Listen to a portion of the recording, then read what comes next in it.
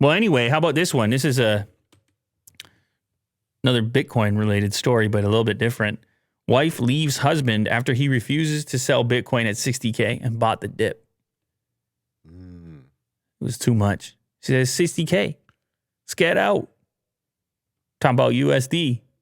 He said, how about I just buy this dip right here? Go buy more.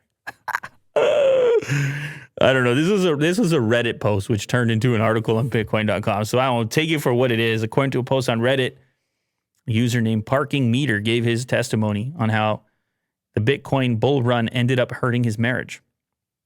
Here's a quote. She just left to go stay at her sister's. She is super mad that I didn't sell at 60K and looks at the price often scolding me. I keep telling her, we don't need the money and have the cash.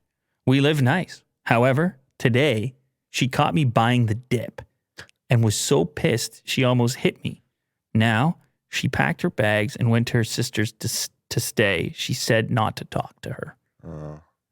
Wow. That's an interesting one. As so many people have gotten into investing in crypto, you start to wonder about the dynamics in the household as people may be in disagreements when to buy, when to sell. I mean, it's stressful enough on your own. Yeah. Let alone if it's the family savings or something like this.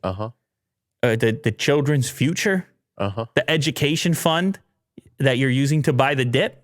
Yeah, you don't dip into those funds. Well, I think some people probably do, right? Yeah. Because you look at the gains. I mean, you just showed the chart. There's a lot of FOMO in that chart.